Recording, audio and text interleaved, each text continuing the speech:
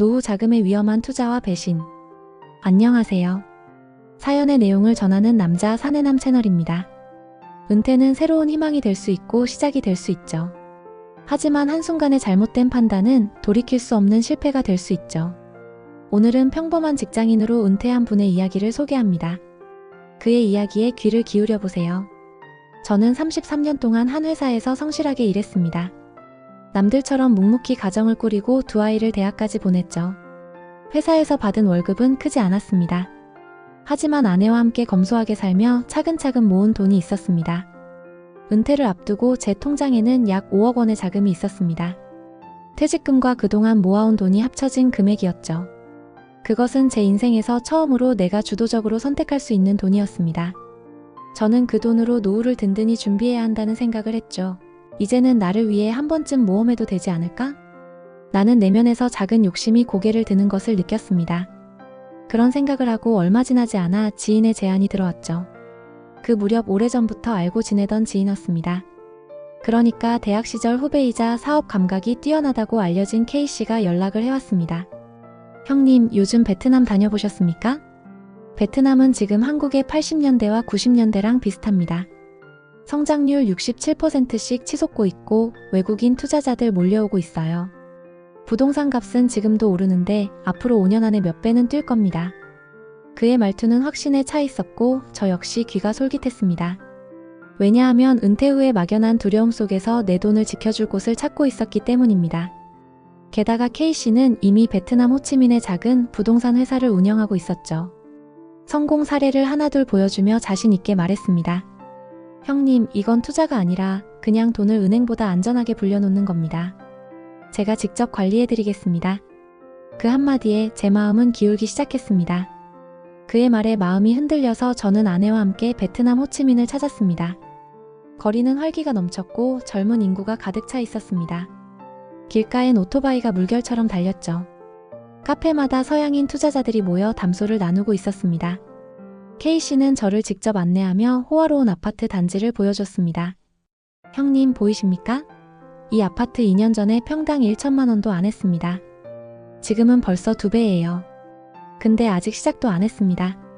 그 순간 저는 한국에서 보던 침체된 부동산 시장과는 전혀 다른 활력을 보았습니다. 아, 정말 기회가 있구나. 제 가슴은 뛰기 시작했습니다. 그날 밤 호텔 방에서 아내에게 말했습니다.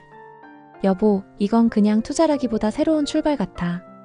우리가 노후를 불안해하지 않아도 되겠어. 아내는 조심스럽게 고개를 끄덕였지만 약간의 불안한 눈빛을 감추진 못했습니다. 투자 결정은 오래 걸리 않았습니다. 저는 결국 5억 원 중 3억 원을 베트남 부동산에 투자했습니다. K씨는 계약 과정도 빠르게 진행해 주었죠. 현지 변호사와 공증까지 연결해주며 안심시켰습니다. 형님, 걱정 마세요. 제가 직접 관리합니다. 내 돈이라 생각하고 운영하겠습니다. 계약이 끝난 날 저는 큰 짐을 내려놓은 듯 안도했습니다. 이제 내 노후는 안전하다. 그때까지만 해도 저는 그렇게 믿었습니다. 처음 1년은 모든 것이 순조로웠습니다. 매달 소액의 임대 수익이 통장으로 들어왔죠. K씨는 정기적으로 투자 현황을 보고했습니다. 하지만 2년 차부터 조금씩 이상한 기류가 느껴졌습니다. 보고가 늦어지기 시작했고 임대료 송금이 지연되기 시작했죠. 아예 들어오지 않는 달이 생겼습니다. 제가 전화를 걸면 K씨는 늘 바쁘다는 듯 말했습니다. 형님, 요즘 베트남 정부 규제가 갑자기 바뀌어서 좀 복잡합니다. 곧 해결됩니다. 하지만 제 불안은 점점 커졌습니다. 3년 차가 되었을 때 저는 충격적인 소식을 들었습니다. 제가 투자한 아파트 단지가 사실상 분양권 사기와 연루된 곳이라는 것이었습니다. 서류상 소유권 이전이 완전히 이루어지지 않았던 거죠. 심지어 법적으로도 불안정한 상태였다는 겁니다. 저는 곧장 K씨에게 따졌습니다. 도대체 이게 무슨 일이야? 분양권이 제대로 이전되지도 않았다는데 이게 투자라고?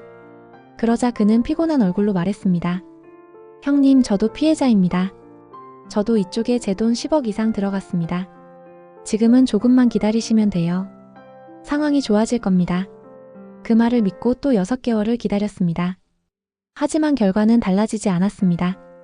결국 4년 차에 접어들 무렵 저는 더 이상 버틸 수 없어 베트남을 다시 찾았습니다. 하지만 그곳에서 본 것은 텅 빈 사무실과 연락 두절된 K씨였습니다. 제가 의지했던 그 후배, 형님 제가 직접 책임집니다. 라고 말하던 사람은 이미 흔적도 없이 사라져 있었습니다. 그 순간 제 머릿속은 새하얘졌습니다. 내 3억 아니 은퇴 자금의 절반이 사라졌다. 한국으로 돌아온 저는 깊은 절망에 빠졌습니다. 아내의 눈빛은 더 이상 원망조차 없었습니다. 그저 깊은 한숨과 침묵뿐이었습니다. 저는 스스로에게 수백 번을 물었습니다. 왜 그렇게 쉽게 믿었을까? 왜 확인하지 않았을까? 왜 욕심을 냈을까? 하지만 이미 돌이킬 수 없었습니다. 남은 2억 원을 지키기 위해 여러 가지 생각을 했죠. 저는 다시 안전한 은행 상품에 넣으려 했습니다. 그런데 이번에는 제 아들이 말했습니다. 아버지, 요즘 주식시장이 기회예요. 미국 테크 기업들이 다시 상승세를 타고 있어요. 지금 조금만 넣어두면 최소 30%는 오를 겁니다. 순간 제 안에서 또다시 욕심이 꿈틀거렸습니다. 이번만은 다르지 않을까? 하지만 아내의 단호한 목소리가 저를 막아섰습니다. 당신 이제 그만해. 우리 남은 건 지켜야 해. 다시 모험하면 우리 가정은 무너져. 그제야 저는 눈물이 날 만큼 깨달았습니다. 투자는 수익보다 생존이 먼저다. 저의 이야기는 여기서 끝입니다. 은퇴 후 믿었던 지인의 한마디에 제 5억 원의 절반은 사라졌습니다. 배신은 차라리 덜 아팠습니다. 정작 더 큰 고통은 내가 내 손으로 내 노후를 무너뜨렸다는 사실이었습니다. 저는 이 경험을 통해 몇 가지 교훈을 얻었습니다. 지인의 말이라도 반드시 검증하라.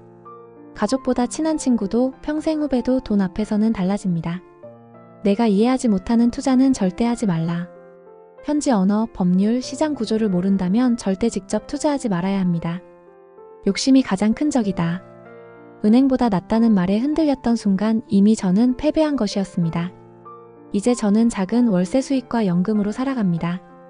넉넉하진 않지만 다시는 무모한 모험을 하지 않습니다. 혹시 지금 은퇴 자금을 두고 고민하는 분들이 계시다면 제 이야기를 꼭 기억해 주시길 바랍니다. 투자는 꿈이 아니라 생존을 위한 전략이어야 합니다. 그리고 무엇보다 배신은 늘 가까운 곳에서 시작된다는 사실을 잊지 마시길 바랍니다. 좋아요와 구독은 큰 힘이 됩니다. 감사합니다.